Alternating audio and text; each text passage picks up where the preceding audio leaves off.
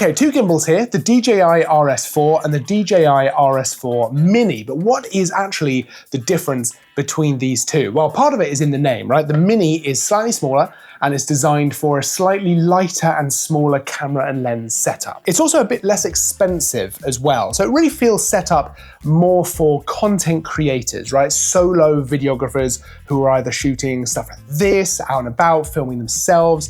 There's lots of things set up within the RS4 Mini, which makes it ideal for that. Now, of course, you can do that with the RS4 as well, but this absolutely feels a little bit more set up for larger productions, maybe as part of a bigger rig, a bigger setup. It's able to take slightly heavier payloads on the top, so a slightly heavier camera and lens setup, and it has other things that make it ideal for that kind of thing. They're both pretty similar in the way that they're set up. So they have things like the detachable tripod feet, which attach to the bottom of the gimbal to make it super easy to put down. But the RS4 has the ability to actually detach the battery grip at the bottom. And what that means is that when you're actually on a shoot and you run out of battery, you can just instantly swap this out for another battery grip just to get straight back into shooting, whereas the RS4 Mini does not have that option. It also means that you could attach the RS4 gimbal, the actual top part, to a different rig if you wanted to. So you have a few more options for the way you want this to be mounted and for the kind of flexibility of shooting with it. They both have features like being able to be controlled by mobile phones. They both have automatic access lock. Bluetooth controls native vertical shooting as well. And they're easier than ever to balance as well, because you now have this fine-tuned knob on both models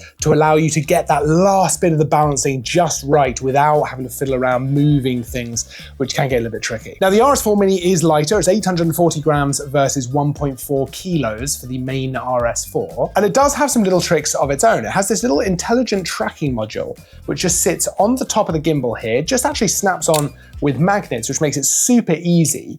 And it features a lot of the same technology you see in DJI drones to allow you to actually track a subject or even yourself if you want to use this to film yourself while moving around. It's a super easy way to be able to shoot content as a solo videographer and not have to have someone necessarily behind the camera at all times. If you want to set this down, the gimbal will actually follow you around if you're in a setting like this, or if you're vlogging, it'll move around to make sure you're in the frame. And because it does just snap on and off like that with the magnets, it's incredibly easy to use. So both gimbals have their use case scenarios, right? They're set up for slightly different uses, right? The Mini is slightly more geared towards content creators, solo videographers who are maybe filming themselves primarily, things like that. Whereas the RS4 is set up to be able to handle slightly larger productions, maybe more professional environments where you need a bigger tool for the right job. Now, of course, there is the RS4 Pro as well, which is another step up, able to carry even more weight, all the way up to 4.5 kilograms. So that is really set up to actually carry